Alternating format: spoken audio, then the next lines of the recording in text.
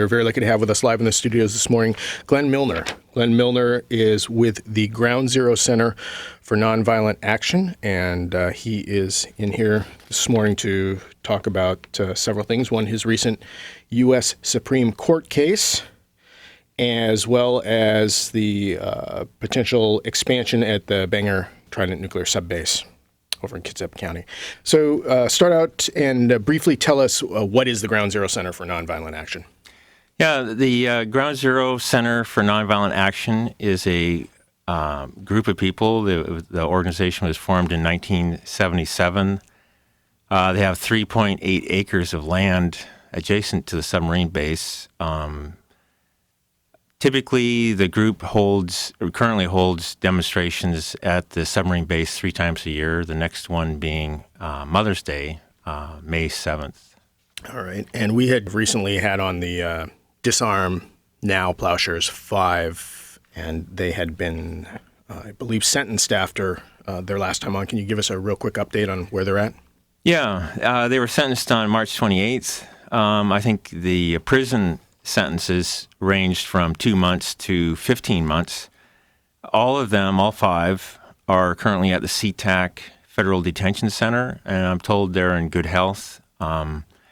People can write to them. In fact, they'd like to receive letters. They'd like to receive just, newspaper articles because they don't get a lot of information that they can that's interesting to them.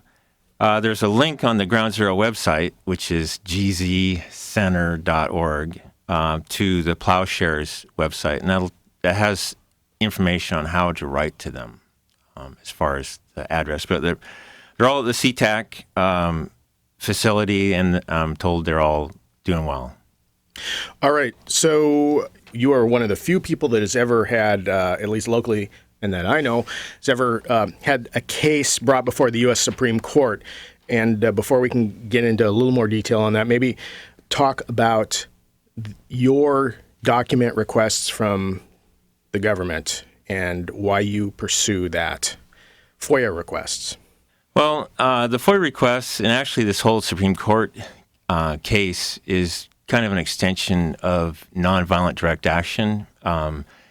It's similar to what the Plowshares were trying to do. They're trying to show what their government's doing, and hopefully at the same time they provide some inspiration to people that they can do something, that they can find out what their government's doing and inspire others to act. I first got involved with doing Freedom of Information Act requests in 1986, and I was involved in a demonstration with Ground Zero, and we were going to block a train going into the subbase. We were going to sit on the railroad tracks and block a train going into the base that was carrying Trident rocket motors. What happened is the train never came, never made it. It derailed near Shelton. It eventually did come, and we eventually did have the demonstration, but it derailed near Shelton, and because there was quite a bit of media interest in the demonstration that we were going to do, the media was asking about the derailed train, of course. One of the cars had a Class A explosives, or they all did actually, had Class A explosives on the side, and the media was told that there was nothing explosive on the train. So at that time, I decided, well, I'm going to figure out how to get this information. So I got a book from the ACLU and read it, and that was how I filed my first FOIA request. About a year later, I received information from the Navy that showed that there was 112,000 pounds of explosives, Class A explosives, on the train.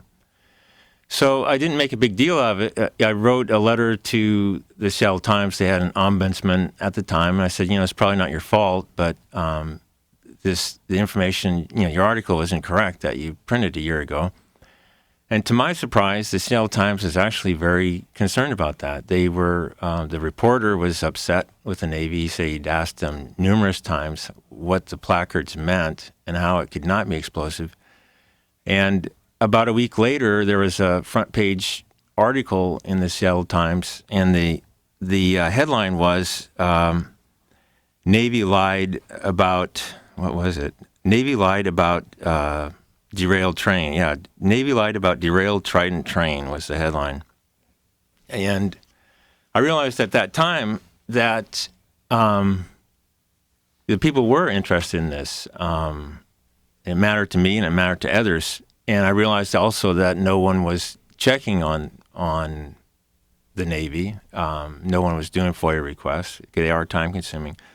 So that was my first FOIA request, and I just pretty much continued doing that.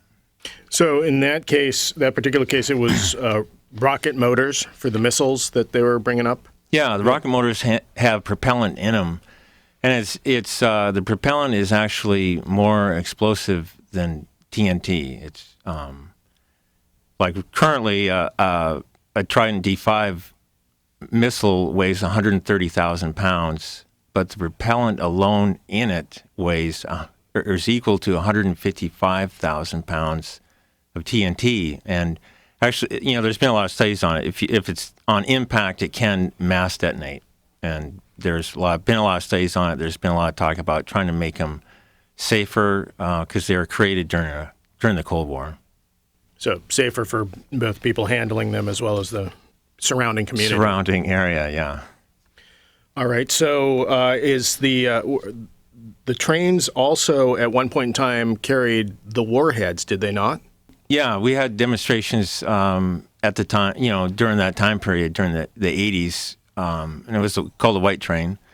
There was a number of demonstrations. Actually, the Department of Energy stopped shipping them by train because there were so many demonstrators. They didn't feel they were secure shipments any longer, so they started shipping them by truck. And is that how they are transported now? Well, yeah, since mid-'80s they've been transferred by truck, but they're doing a life extension program was called for both the rocket motor for the missiles and for the warheads. So the W-76 warheads that are at the base are currently being shipped back to Pantex in Texas to be rebuilt. They have new triggers. They're being made to be basically more accurate. And then they come back again. So there's way more shipments than we ever thought there would be at this point. And plus the warheads that are going back to Texas at this time are 30 years old. So, and you had discovered about the continuing use of or transportation of the warheads on the highways from a recent request. Is that correct? Well, I made the Department of Energy released some information to me that showed. I mean, a lot of this information on this issue is available, on the internet. I forget what the name of the one outfit I was looking at the other night. Had quite a bit in terms of the life extension program, and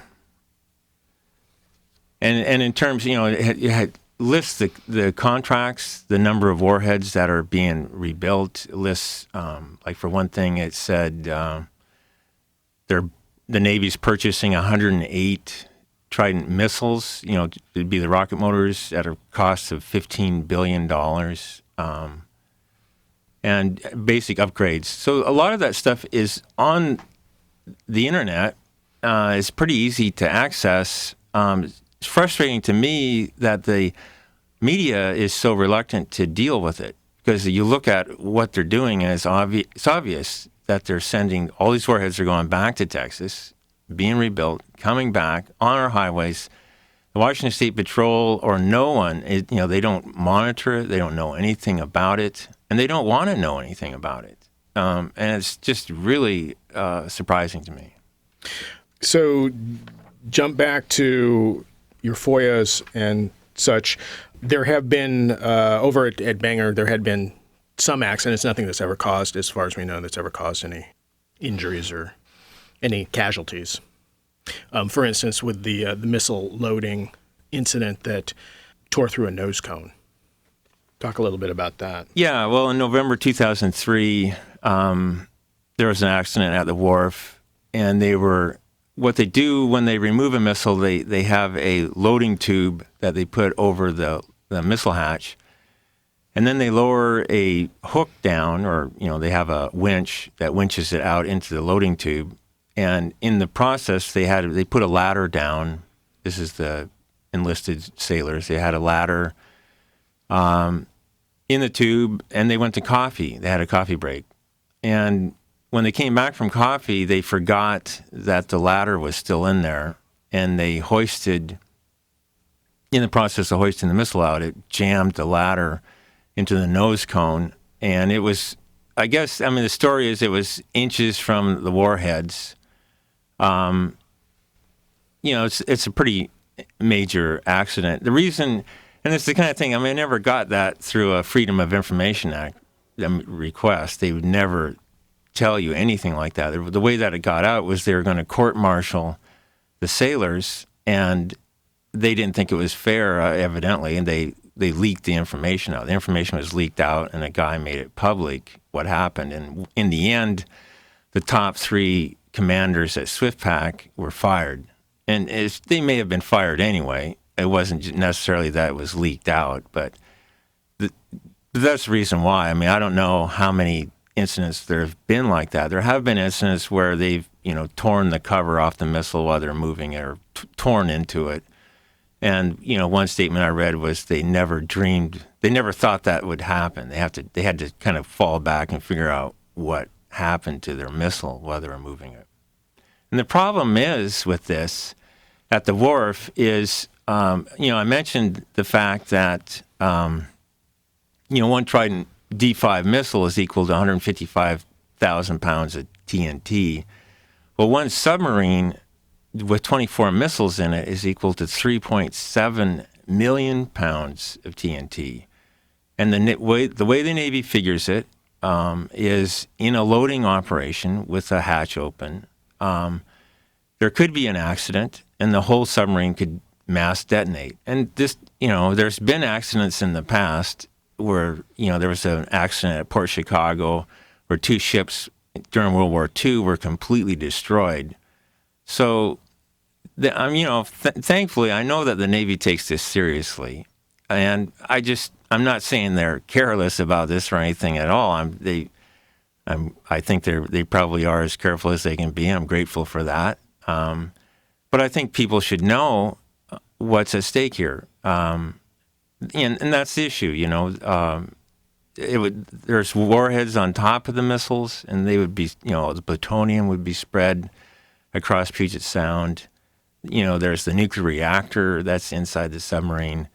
And they say that, the odds are very, very small, but they take it seriously enough where they move buildings. They move buildings out of the blast zone for safety. So they know that it's at least significant enough to spend a fair amount of money to make these changes on the base. And it was information like this, blast zones, that were the basis of what you were requesting for your Supreme Court case. Can you talk about that? Yeah, in the Supreme Court case, it's a different base. It involves Indian Island, which is across from Port Townsend. And I asked about that. The request that I made was made December 2003. And it was at a time of expansion at the ammunition depot at Port Townsend. And I was curious, what they were doing. So I made, and I'd gotten this information from the Navy before. And I thought, well, I got this information involving missiles that have nuclear weapons on them. I didn't think there'd be any problems. I didn't think it'd be difficult to get this from the Navy at Indian Island. But as it turns out, they resisted releasing anything on this. And actually, my request was for information regarding impacts of activities, of an accident. I also asked for safety plans for civilians, for emergency plans, and a number of things like that.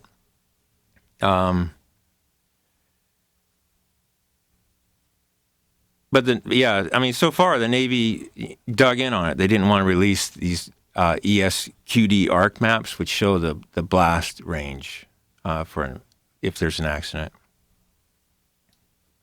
The explosive safety quantity distance maps. Yeah, that's what it is. And it's basically the larger the amount of explosives, the further away you should be from it. It's pretty simple.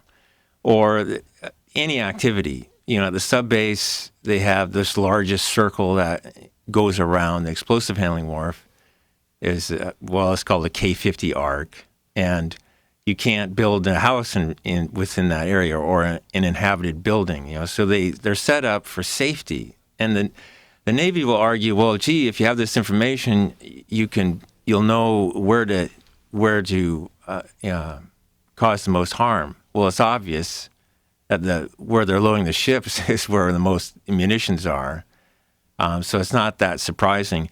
But it would be of interest to people in Port Townsend to know where the blast zone is or what would happen in the case of an accident. Port Townsend being fairly close to Indian Island, across the water. Is that correct? It is. So anyway, I made this request 2003. We filed it in federal district court in 2006. It was heard by Judge Kuhnauer in Seattle. We lost. We appealed it to the Ninth Circuit. We lost there. We appealed to a larger body of judges in the Ninth Circuit, and we lost there. One of the it is interesting. I mean, in response to what your comment was, one of the Ninth Circuit judges, 3 judges hear you in the Ninth Circuit. One of them was a judge named William Fletcher, and what he wrote a strong dissent. He felt very strongly that this information should be released. And one of the things he stated, I'll just read it.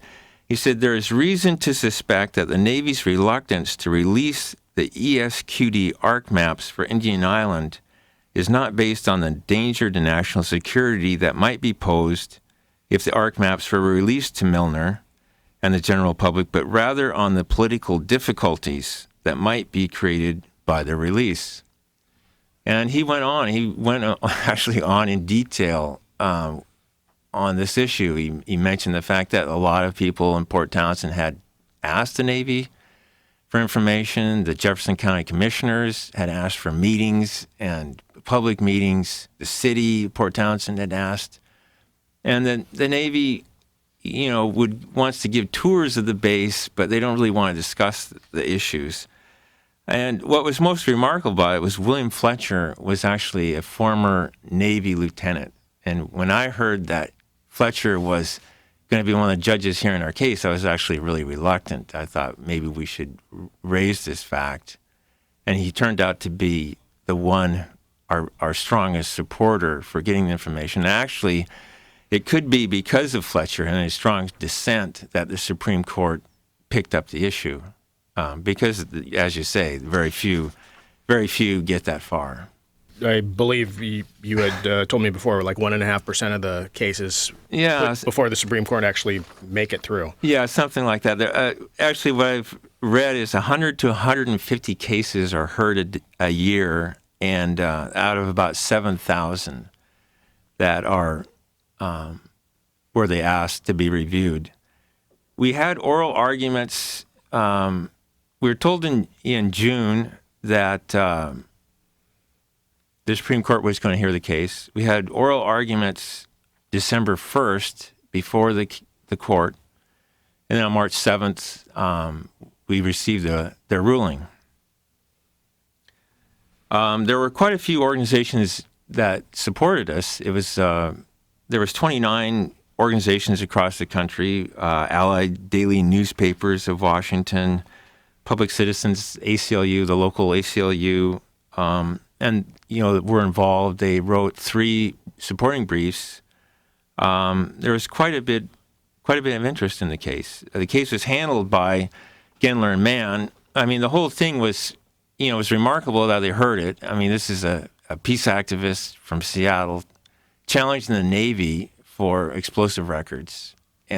Seems like an unlikely case for them to take, and it was brought forward by Gendler and Mann, who is an amazingly well, they're a small law firm. There's 3 attorneys at Gendler Mann. They're a tenacious bunch. Mickey Gendler represented Ground Zero in the 70s, demonstrators in the 70s. He also worked with Ground Zero and Buddhist monks for a peace pagoda in the 1980s. And he worked with me for 7 years with the ACLU. He was a cooperating attorney for the ACLU for 7 years. What was in a case, well, for me at the time, in the case I was at a shopping mall for 7 years, and they changed managers, and every time they try and throw me out, and it was just an ongoing issue. What was most remarkable, I felt, was the fact is halfway through this case, Mickey Gendler was involved in a tragic bicycle accident. And even though he was partially paralyzed and he was unable to work at the time for a long time, they decided to keep going with it. And they decided to keep going with it, knowing the unlikely odds of the Supreme Court taking it up, hours and hours into it. While we were in Washington, D.C., I asked Dave Mann, I said, so how's your law business doing? And he said, I don't know. I'll find out when I get back. I mean, he just virtually had, probably for weeks or months, been working on this case and nothing else.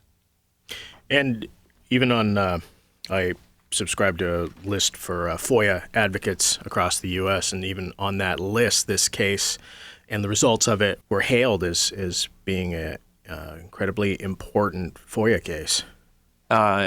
It was, yeah. So it was, yeah. What the Navy used to withhold records was called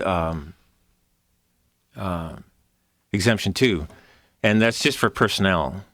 And it's for trivial issues,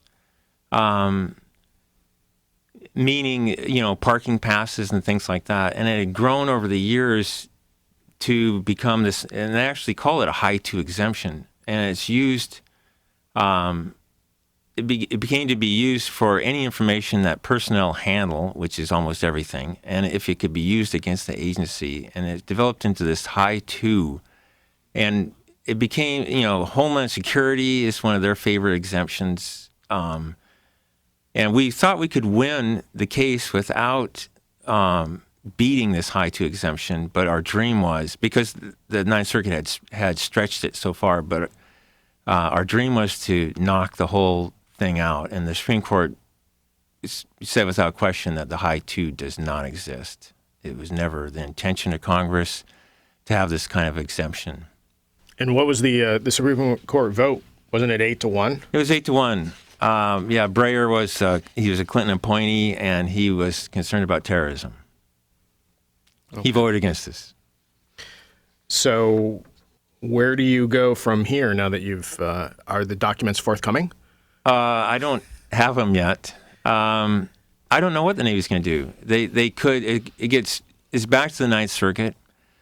The one judge, Fletcher, has already said there's another argument as far as law enforcement. He already, they didn't decide on that, but Fletcher did. Fletcher, in his dissent, said that one doesn't hold either. So I don't know what the Navy's going to do. So meanwhile, while all this is happening, the Navy is looking at building a second explosive handling wharf. Can you talk about that? Yeah. I'm very concerned about this, and I hope other people who hear this will be as well. There's a scoping meeting in Seattle on April 21st, this Thursday, 6 to 9, at the Seattle Public Library downtown. The Navy has said that they will validate parking, so I assume that means they will pay for your parking if you park in the library lot. Parking garage. And this is our chance to talk to the Navy about this project. What the project is, they want to build a $782 million wharf at Bangor. It's to be built over a 4-year period. is, when it's done, is going to cover depending on the design, 6.3 to 8.5 acres of water. So it's going to be this massive structure, a heavy roadway for hauling missiles. They call it a trestle, I guess. And this large building over Hood Canal, something like 1,200 to 1,500 large pilings pounded into Hood Canal. And they've decided that the environmental impact would be insignificant for Hood Canal.